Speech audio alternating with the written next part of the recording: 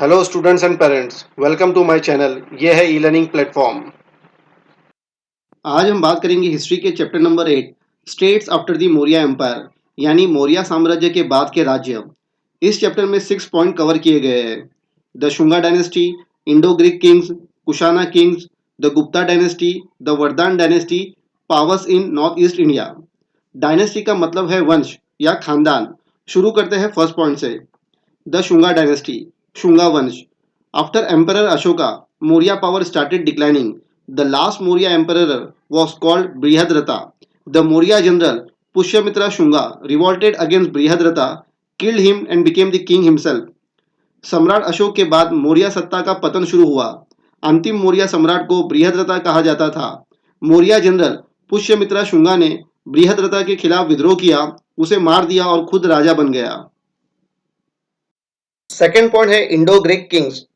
During this period, there were several small kingdoms ruled by the Greek kings to the northwest of the Indian subcontinent. Those kings are known as Indo-Greek kings. In the history of the coins of ancient India, the coins of these kings are very important. They had a tradition of putting the picture of the king on one side and that of deity on the other side. This tradition later took root in India. One of the famous Indo-Greek kings was Manendar, who discussed Buddhist philosophy with the Buddhist bhikkhu Nagasena. Manendar is also referred to as Milinda. The question that he discussed with Bhikkhu Nagasena led to the creation of the book Milin Panha. The Pali word Panha means question. इस अवधि के दौरान भारतीय उपमहाद्वीप के उत्तर पश्चिम में Greek राजाओं द्वारा शासित कई छोटे राज्य थे। उन राजाओं को इंडो ग्रीक राजाओं के रूप में जाना जाता है। प्राचीन भारत के सिक्कों के इतिहास में इन राजाओं के सिक्के बहुत महत्वपूर्ण हैं। उनमें एक तरफ राजा की तस्वीर और दूसरी तरफ देवताओं की तस्वीर लगाने की परंपरा थी। इस परंपरा ने बाद में भारत में जड़ जमा ली। प्रसिद्ध इंडो ग्रीक राजाओं में से एक मनेंदर थे, जिन्होंने बौद्ध भिक्षु नागासेना के साथ बुद्धिस्ट फिलॉसफी पर चर्चा की। मनेंदर को मिलिंदा भी कहा जाता है। भिक्षु नागासेन के साथ उन्होंने जिन सवालों पर चर्चा की, जिसकी वजह से मिलिंद पन्हा किताब का निर्माण हुआ। पाली शब्द पन्हा का अर्थ प्रश्न है। थर्ड पॉइंट है Kushana Kings. India was invaded from time to time by several tribes. The Kushana were one such tribe from Central Asia. They established their rule in the northwestern region and in Kashmir in the 1st century CE. The Kushana king were the first to start minting of gold coins in India. They started the custom of putting the images of Gautama Buddha and different Indian deities on the coins. The Kushan king Kanishka extended their empire. Bharat में समय समय पर कई जनजातियों द्वारा आक्रमण किया गया था। कुशाना सेंट्रल एशिया की एक ऐसी जनजाति थी। उन्होंने उत्तर पश्चिमी क्षेत्र और कश्मीर में 1st सेंचुरी सीई में अपना शासन स्थापित किया। कुशाना राजाओं ने भारत में सोने के सिक्कों का निर्माण करना शुरू किया था। उन्होंने गौतम बुद्धा और विभिन्न भारतीय देवताओं के चित्र सिक्कों पर लगाने का रिवाज शुरू किया। कुशन राजा कनिष्का ने अपना साम्राज्य बढ़ाया। एम्परर कनिष्का, सम्राट Kanishka. Kanishka empire extended from Kabul in the west to Varanasi in the east. Gold and copper coins minted by him have been founded in North India. The 4th Buddhist Council was held in Kashmir during his reign. He established the city of Kanishkapur in Kashmir. It is believed that the village of Kanpur near Srinagar today could be Kanishkapur. The well-known poet Ashwaghosh lived during the reign of Kanishka. He wrote the texts Buddha Charita and Vajrasuchi. The famous Vaidya Charaka was also in Kanishka court. Kanishka के साम्राज्य पश्चिम में काबुल से पूर्व में वाराणसी तक फैल गया था। उसके द्वारा निर्माण किए गए सोने और तांबे के सिक्के उत्तर भारत में पाए गए हैं। चौथी बौद्ध परिषद कश्मीर में उनके शासनकाल के दौरान आयोजित की गई थी। उन्होंने कश्मीर के कनिष्कापुर शहर की स्थापना की। ऐसा माना जाता है कि आज श्रीनगर के पास कानपुर गांव कनिष्कापुर हो सकता है। सुप्रसिद्ध कवि अश्वघोष कनिष्का के शासनकाल में रहे। उन्होंने बुद्ध चरिता और वज्रासूची ग्रंथ लिखे। प्रसिद्ध वैद्य चरका भी कनिष्क के दरबार में थे। फोर्थ पॉइंट है the Gupta dynasty. The end of the 3rd century CE saw the rise of the Gupta dynasty in North India. The Guptas remained in power for nearly 3 centuries. Sri Gupta was the founder of the Gupta dynasty. Samudragupta and Chandragupta too were the notable kings of the Gupta dynasty. तीसरी शताब्दी के अंत में उत्तर भारत में गुप्ता वंश का उदय हुआ। गुप्ता का लगभग 3 शताब्दियों यानी 3 सेंचुरी तक सत्ता में रहा। श्री गुप्ता गुप्ता वंश के संस्थापक यानी फाउंडर थे। समुद्रगुप्ता और चंद्रगुप्ता टू वंश के नोटेबल यानी उल्लेखनीय राजा थे। Samudragupta, the expansion of the Gupta empire began during the reign of Chandragupta I. His son Samudragupta defeated the smaller neighboring kingdoms and extended the empire further. In his time, the Gupta Empire spread from Assam up to the Punjab. He had also conquered the eastern coastal region up to Kachi in Tamil Nadu.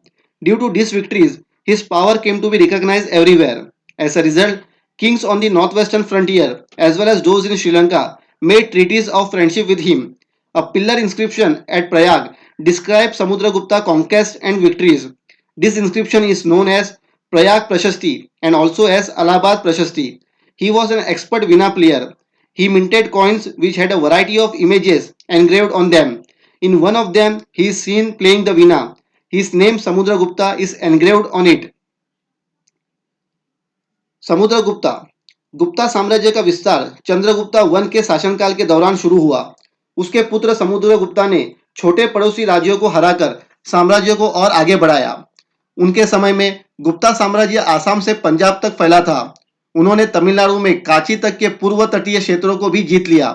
इन विजयों के कारण उनकी शक्ति को हर जगह पहचाना जाने लगा। परिणाम स्वरूप उत्तर पश्चिमी सीमा के राजाओं के साथ साथ श्रीलंका के राजाओं ने भी उनके साथ मित्रता की। प्रयाग में एक स्तंभ के इंस्क्रिप्शन में समुद्रगुप्ता की विजय और जीत का वर्णन है। इस इंस्क्रिप्शन को प्रयाग प्रशस्ति और इलाहाबाद प्रशस्ति के रूप में भी जाना जाता है। वो एक एक्सपर्ट यानी विशेषज्ञ वीणा प्लेयर थे। उन्होंने उन सिक्कों का खनन किया जिन पर तरह तरह के चित्र उकेरे गए थे। इनमें से एक में वो वीणा बजाते हुए नजर आ रहे थे। उनका नाम समुद्रगुप्ता उस पर उत्कीर्ण था यानी लिखा गया था। Chandragupta two, after the Samudragupta, his son Chandragupta II ascended the throne. He extended the Gupta Empire towards the northwest. He also won Malwa, Gujarat and Saurashtra. He established good relations with the powerful Vakataka rulers in the south by giving his daughter Prabhavati in marriage to Rudrasen II. There is an iron pillar at Mehrauli near Delhi. It has not rusted even in the course of the last 1500 years. It is an excellent specimen of the metallurgical skill of the ancient Indian people. The inscription on the pillar bears the name of king called Chandra. It is on this basis that the iron pillar is assumed to be of the period of Chandragupta II. Samudragupta के बाद उनका पुत्र Chandragupta II सिंहासन पर चढ़ा। उन्होंने उत्तर पश्चिम में गुप्ता साम्राज्य का विस्तार किया। उन्होंने मालवा, गुजरात और सौराष्ट्र भी जीत लिया। उन्होंने अपनी बेटी प्रभावती की शादी रुद्रसेन II से कराई और दक्षिण में शक्तिशाली वकाटका शासकों के साथ अच्छे संबंध स्थापित किए। दिल्ली के पास महरौली में एक लोहे का खंभा है यानी स्तंभ है। पिछले 1500 वर्षों के बाद भी इसमें जंग नहीं लगा है। यह प्राचीन भारतीय लोगों की धातु कर्म कौशल का एक उत्कृष्ट नमूना है। स्तंभ पर इंस्क्रिप्शन में एक राजा का नाम है जिसे चंद्रा कहा जाता था। ये इस आधार पर है कि लोहे का स्तंभ चंद्रगुप्ता II की अवधि का माना जाता है। In this period the Bauddh bhikkhu Fahien came to India from China. He has written an account of his travel in India. From his writing, we learn about the efficient administration of the Gupta emperors. इस अवधि में बुद्धा भिक्खु फाहिन चीन से भारत आए। उन्होंने भारत में अपनी यात्रा के बारे में लिखा है। उनके लेखन से हमें गुप्ता सम्राटों के कुशल प्रशासन के बारे में पता चला। फिफ्थ पॉइंट है द वर्धन डायनेस्टी, वर्धन वंश। With the decline of the Gupta power, many states emerged in North India. The Vardhan dynasty was one of them. Prabhakar Vardhan was the king of Thanesar near Delhi. The Vardhan dynasty was founded by him. His son Harshvardhan expanded the Vardhan empire up to Nepal in the north, up to river Narmada in the south, Assam in the east, and Gujarat in the west.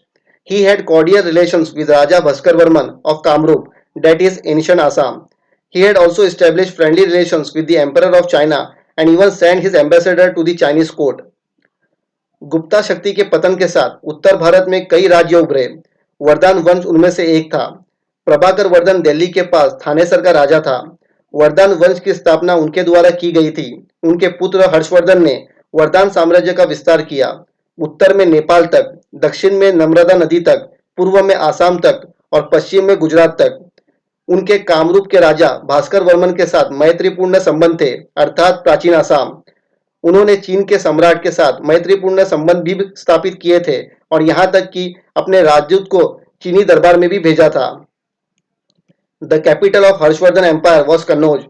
Trade flourished during his reign. He spent a large portion of his revenue for the welfare of the people. Every 5 years, he would distribute all his wealth among the people.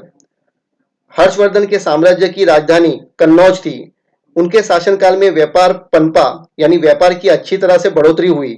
उन्होंने अपने राजस्व का एक बड़ा हिस्सा लोगों के कल्याण के लिए खर्च किया। हर 5 साल में वो अपनी सारी संपत्ति लोगों में बांट देता था।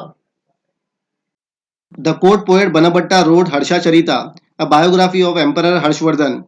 This text provides information on the life and achievements of Harshvardhan.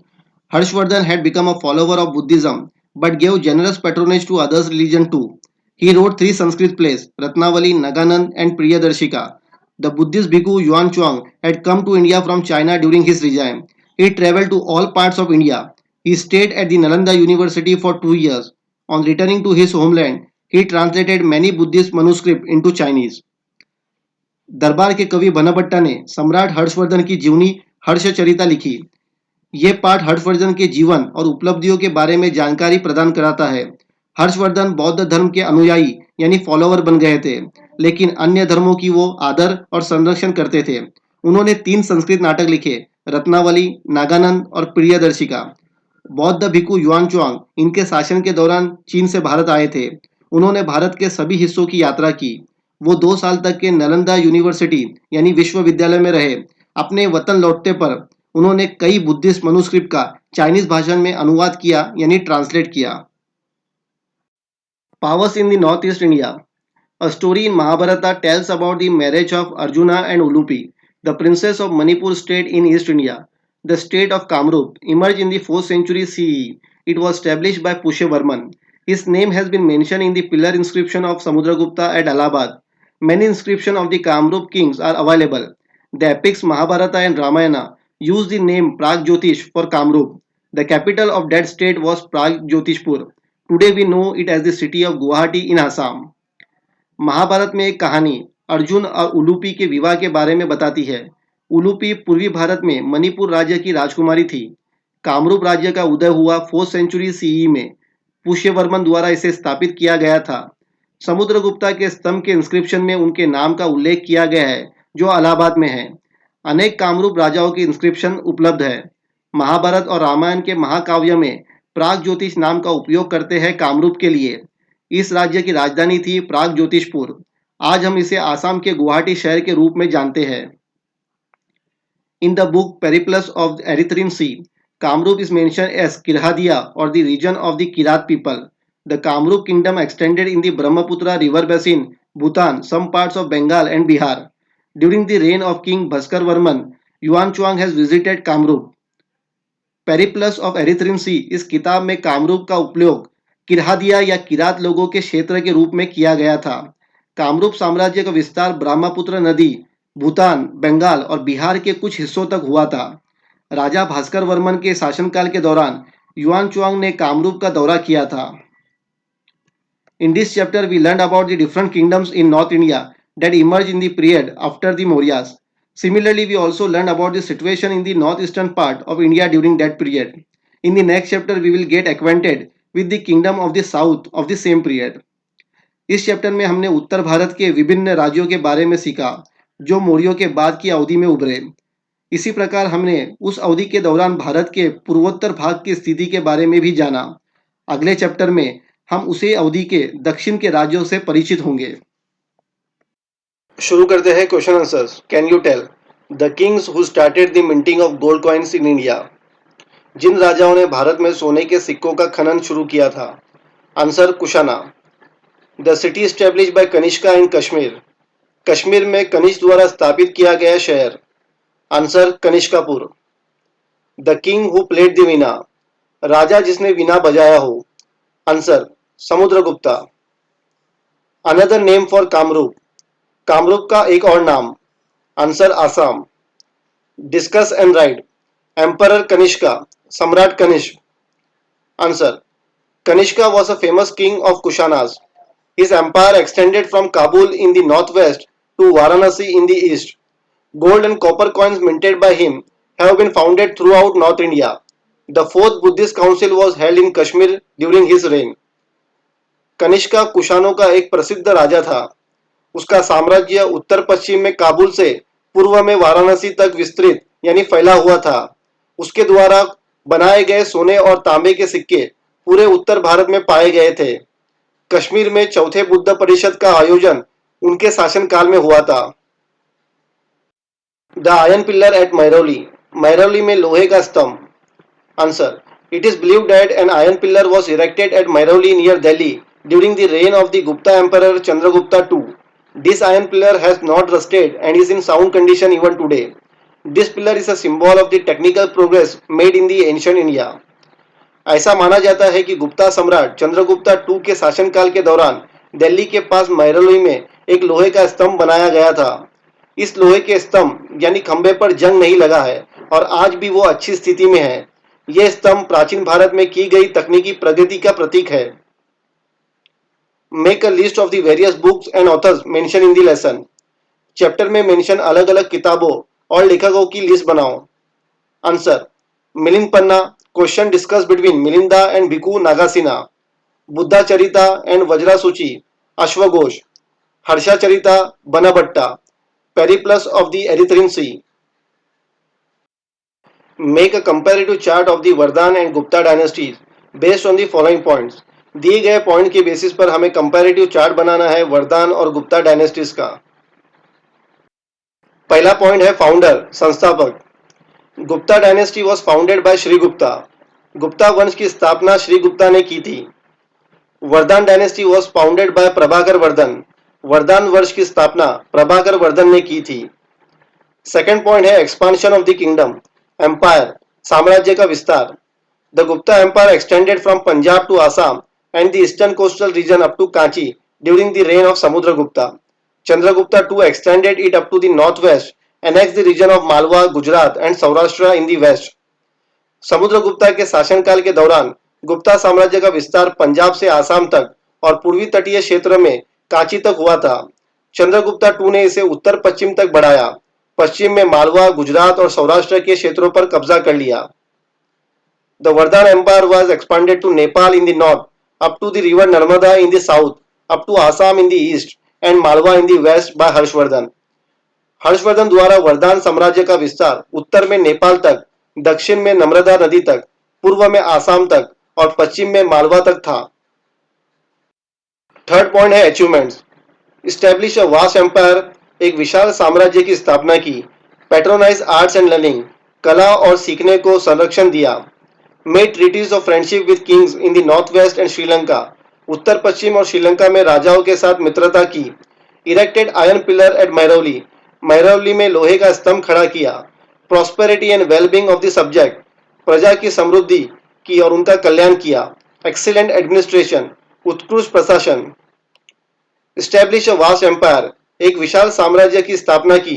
Patronise arts and learning, कला और सीखने को संरक्षण दिया। Made treaties of friendship with rulers of Kamarupa and China, Kamarupa और चीन के शासकों की यानी राजाओं के साथ मित्रता की। Spend funds on the welfare activities, कल्याणकारी गतिविधियों पर धन खर्च किया। Patronage to Buddhism and other religion, बौद्ध धर्म और अन्य धर्मों का संरक्षण किया। प्रोस्परस ट्रेड, व्यापार में समृद्धि आई। What would you do if you met foreign travelers like Yuan Chuang? यदि आप युआन चुआंग जैसे विदेशी यात्रियों से मिलेंगे तो आप क्या करेंगे? Answer. If I meet to a foreign travelers, I will extend my friendship, try to grasp information from his vast knowledge. Probably I would also have accompanied him to Nalanda University. I would also have emulated his virtues, learned Chinese and help him to translate Buddhist manuscript. अगर मैं किसी विदेशी यात्री से मिला तो मैं उनसे अपनी दोस्ती को आगे बढ़ाऊंगा, उनके विशाल ज्ञान से जानकारी हासिल करने की कोशिश करूंगा। संभवतः मैं भी उनके साथ नालंदा विश्वविद्यालय जाऊंगा। मैं उनके गुणों का अनुकरण करूंगा, चीनी भाषा सीखने का प्रयास करूंगा और उन्हें बौद्ध मनुस्क्रिप्ट का अनुवाद यानी ट्रांसलेट करने में मदद करूंगा। Solve the puzzle. यहाँ पर हमें डाउन के कुछ स्टेटमेंट दिए गए हैं और कुछ अक्रॉस के स्टेटमेंट दिए गए हैं। हर एक स्टेटमेंट के आगे एक नंबर दिया गया है, उस नंबर के हिसाब से हमें पजल में नाम की प्लॉटिंग करनी है। तो डाउन के अंदर पहले नंबर का स्टेटमेंट है a word for king in Indian languages, answer है राजा। सेकंड नंबर के अंदर डाउन का स्टेटमेंट है a Chinese traveller to India, answer है फाहिन। थर्ड नंबर का डाउन स्टेटमेंट है a famous Indo Greek king had discussion with this बौद्ध भिक्खु, आंसर है नागासेन। फोर्थ नंबर का डाउन स्टेटमेंट है a poet at the court of emperor Harshavardhan who also write his biography, answer है Banabhatta. Down के 6 number का statement है Chandragupta two conquer the state neighbouring Gujarat, answer है मालवा। अब हम अक्रॉस के स्टेटमेंट पढ़ेंगे। अक्रॉस का 5th नंबर का स्टेटमेंट है a Pali word that means question, answer है पन्हा। 6 नंबर का स्टेटमेंट है the most famous Indo Greek king, answer है मनेंदर। 7 नंबर का स्टेटमेंट है Kanishka was the first emperor to make this from gold, answer है coin. An ancient Indian university where the Chinese traveller Yuan Chuang stayed for 2 years, ये 8 number का statement है और इसका answer है नालंदा। इस वीडियो को देखने के लिए थैंक यू। इस वीडियो को ज्यादा से ज्यादा शेयर करें, लाइक करें और इस चैनल को सब्सक्राइब करें।